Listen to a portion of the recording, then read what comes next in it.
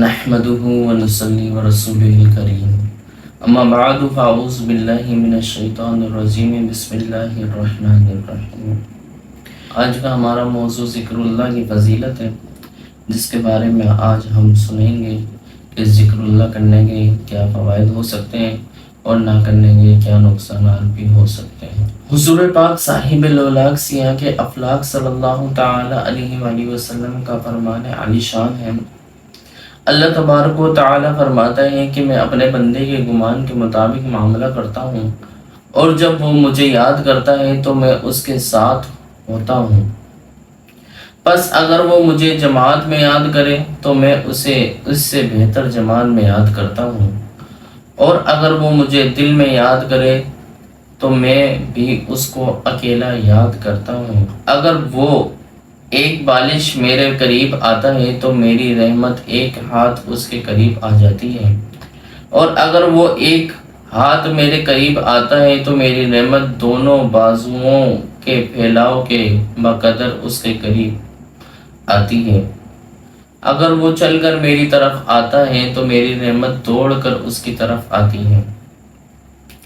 حضرت سیدنا عبداللہ بن عباس رضی اللہ تعالی عنہما سے روایت ہے کہ خاتم المرسلین رحمۃ للعالمین انیس الغریبین صلی اللہ تعالی علیہ وآلہ وسلم کا فرمان خوشبو دار ہے، تم میں سے جو شخص رات میں عبادت کرنے سے عاجز ہو اور دشمن سے جہاد کرنے میں کمزور ہو اور مال خرچ کرنے میں کنجوس ہو تو اسے چاہیے کہ اللہ تعالی کا ذکر کثرت سے کرے۔ حضرت سیدنا جابر بن عبداللہ رضی اللہ تعالی عنہما فرماتے ہیں کہ ہم مسجد نبوی شریف میں بیٹھے ہوئے تھے کہ نور کے پیکر تمام نبیوں کے سرور سلطان محروبر صلی اللہ تعالی علیہ وآلہ وسلم ہمارے پاس تشریف لائے اور فرمایا، اللہ تعالیٰ کے کچھ فرشتے زمین پر گھوم پھر کر ذکر کی مجلسوں میں ٹھہرتے ہیں، لہٰذا جب تم جنت کی کیاریاں دیکھو تو ان میں سے کچھ پھول چن لیا کرو۔ صحابہ کرام رضی اللہ تعالی عنہم نے عرض کی، یا رسول اللہ صلی اللہ تعالی علیہ وآلہ وسلم، جنت کی کیاریاں کیا ہیں؟ فرمایا، ذکر کی مجالس، صبح و شام اللہ عز و جل کے ذکر میں مشغول رہو، اور جو شخص اللہ تعالیٰ کے نزدیک اپنا مرتبہ جاننا چاہے تو وہ دیکھیں کہ اس کے نزدیک اللہ عز و جل کا مرتبہ کیا ہے، کیونکہ اللہ عز و جل بندے کو اسی مرتبے میں رکھتا ہے جتنی بندے نے اللہ تعالیٰ کی یاد کو اپنے دل میں جگہ دی۔ حضرت سیدنا عبداللہ بن مسعود رضی اللہ تعالی عنہ فرماتے ہیں کہ ایک شخص نے نبی مکرم نور مجسم شاہ بنی آدم صلی اللہ تعالی علیہ وآلہ وسلم کی بارگاہ میں حاضر ہو کر عرض کی، یا رسول اللہ صلی اللہ تعالی علیہ وآلہ وسلم، اسلام کے احکام مجھ پر کثیر ہو گئے ہیں، لہٰذا آپ صلی اللہ تعالی علیہ وآلہ وسلم مجھے ایسی چیز کا حکم دیجئے جسے میں خود پر لازم کر لوں۔ تو آپ صلی اللہ تعالی علیہ وآلہ وسلم نے ارشاد فرمایا، تمہاری زبان ہر وقت اللہ عز و جل کے ذکر سے تر رہے،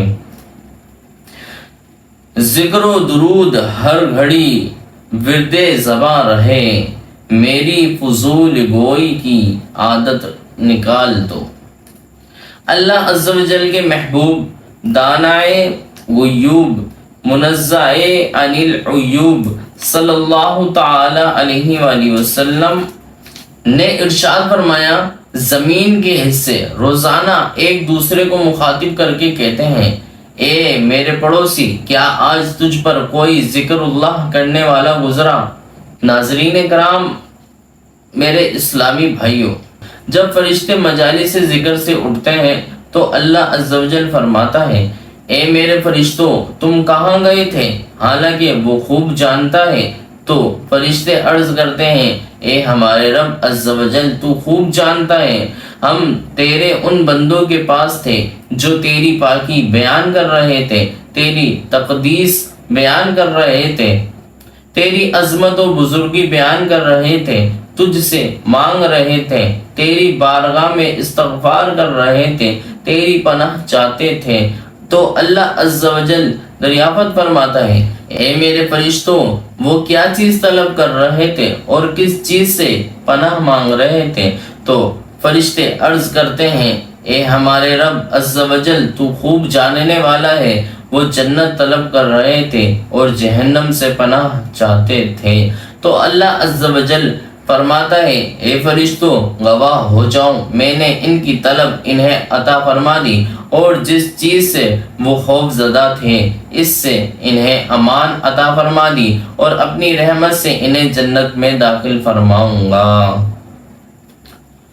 تاجدار رسالت شہنشاہ نبوت صلی اللہ تعالی علیہ وآلہ وسلم کا فرمان عالی شان ہے کہ اللہ تبارک و تعالی فرماتا ہے، اے میرے بندے، تو ایک گھڑی صبح اور ایک گھڑی شام میرا ذکر کر، میں ان دونوں کے درمیان تجھے کفایت کروں گا۔ بعض آسمانی کتابوں میں ہے کہ اللہ تبارک و تعالی ارشاد فرماتا ہے، اے ابن آدم، تو کتنا مجبور ہے، مجھ سے سوال کرتا ہے تو میں منع کر دیتا ہوں، کیونکہ جو تیرے حق میں بہتر ہے میں اسے جانتا ہوں۔ پھر تو میری بارگاہ میں گڑ گڑا کر سوال کرتا ہے تو میں تجھ پر اپنی رحمت و کرم سے عنایت فرماتا ہوں اور تجھے تیرا سوال عطا فرماتا ہوں۔ پھر تو میری عطا کردہ شے سے میری نافرمانی پر مدد مانگتا ہے تو میں تجھے ذلیل و رسوا کر دیتا ہوں۔ میں تیری کس قدر بہتری چاہتا ہوں اور تو میری کتنی نافرمانیاں کرتا ہے۔ قریب ہے کہ میں تجھ سے ایسا ناراض ہو جاؤں گا کہ اس کے بعد کبھی راضی نہ ہوں۔ اور بعض آسمانی کتابوں میں یہ بھی ہے کہ اللہ تبارک و تعالی ارشاد فرماتا ہے، اے میرے بندے، تو کب تک میری نافرمانی کرتا رہے گا، حالانکہ میں نے تجھے اپنا رزق کھلایا اور تجھ پر احسان کیا؟ کیا میں نے تجھے اپنے دستے قدرت سے پیدا نہیں فرمایا؟ کیا میں نے تجھ میں روح نہیں پھونکی؟ کیا تو نہیں جانتا کہ میں اپنی اطاعت کرنے والوں کے ساتھ کیسا معاملہ فرماتا ہوں اور اپنی نافرمانی کرنے والوں کی کیسی گرفت فرماتا ہوں؟ کیا تجھے حیا نہیں آتی کہ مصائب میں مجھے یاد کرتا ہے مگر خوشحالی میں بھول جاتا ہے؟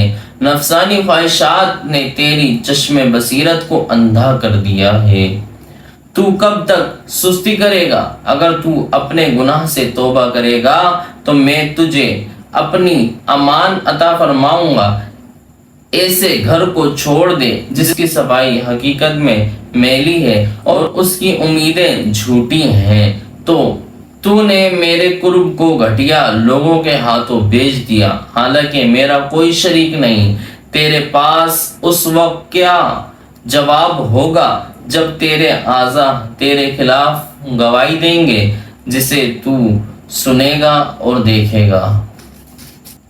اللہ تبارک و تعالی ارشاد فرماتا ہے، یوم تجد کل نفس ما عملت من خیر محضرا۔ ترجمہ ہے کنز ایمان، جس دن ہر جان نے جو بھلا کام کیا حاضر پائے گی۔